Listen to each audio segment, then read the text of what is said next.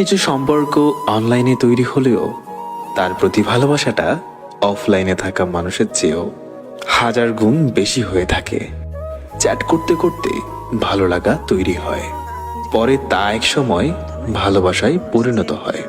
সবকিছু ছাপিয়ে যখন মানুষটার জন্য মায়া তৈরি হয়ে যায়, তখন সেই মানুষটা আমাদের জীবনে একটা অংশ হয়ে থাকে। তার মন খারাপ, তার কষ্ট, তার সমস্যা সব তখন নিজের মনে হতে থাকে।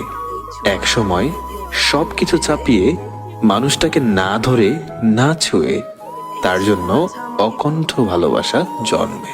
যারা বলে ভার্চুয়াল সম্পর্ক, আমি তাদেরকে বলবো নিঃস্বার্থ ভালোবাসা। কারণ যার জন্য কোনো এক্সপেকটেশন থাকে না, থাকে শুধু অসীম ভালোবাসা। সেই ভালোবাসার নামই হলো মায়া।